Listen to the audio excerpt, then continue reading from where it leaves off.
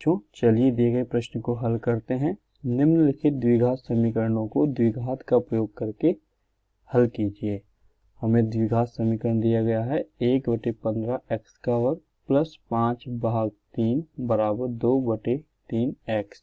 यहाँ पर हम सबसे पहले बात करते हैं द्विघात सूत्र की बात की गई है, तो मुख्य अवधारणा के अनुसार द्विघात समीकरण ax का वर्ग प्लस bx प्लस c बराबर 0 में द्विघाती सूत्र, जिसे हम श्रीधराचार्य विधि भी कहते हैं,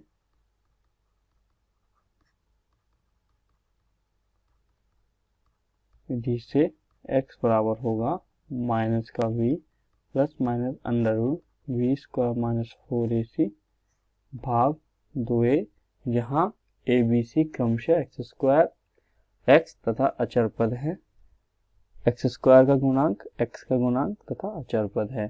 चलिए द्विघात समीकरण को लिखते हैं। हमें दिया गया है 1/15 x स्क्वायर प्लस 5/3 बराबर 2/3 x।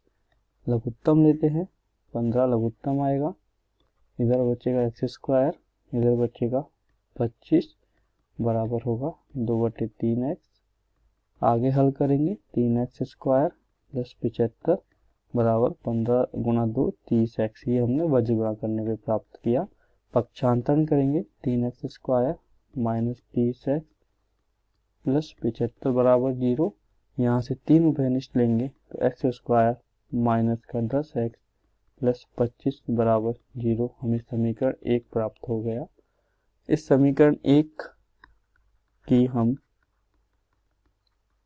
ax square plus bx plus c बराबर 0 से तुलना करते हैं, तो हमें क्या प्राप्त होगा, a b c का मान, तो a बराबर आएगा 1, b बराबर आएगा माइनस का 10, c बराबर आएगा 25। चलिए प्रश्न को आगे हल करते हैं द्विघाती सूत्र से। तो हमें प्राप्त हुआ है a बराबर 1, b बराबर माइनस का 10, c बराबर 25। यहाँ से हम b स्क्वायर माइनस 4ac का मान निकाल लेते हैं, माइनस 10 का वर्ग माइनस 4 गुना 1 गुना 25, 10 का वर्ग होता है 100, 25 गुना 4 होगा 100, अर्थात b स्क्वायर माइनस 4ac का मान क्या आया, 0। और हमें पता है यदि b स्क्वायर माइनस 4ac बराबर 0 हो तो उस समीकरण के मूल वास्तविक एवं बराबर होते हैं। मूल अर्थात उस समीकरण के हल। तो चलिए समीकरण 1 में द्विघाती सूत्र से हम x का मान निकालते हैं।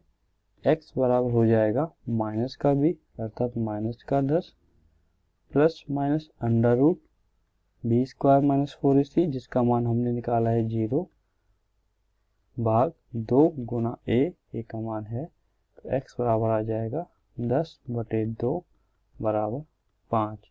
अर्थात हम कह सकते हैं, अर्थात दिए गए समीकरण के मूल वास्तविक एवं बराबर हैं तथा 5 और 5 है। हमने बोला था कि यदि b स्क्वायर माइनस 4ac का मान 0 हो तो उस समीकरण के मूल वास्तविक एवं बराबर होंगे। यहाँ से हमें x बराबर 5 आया है, अर्थात x का 2 मान होंगे 5 और 5।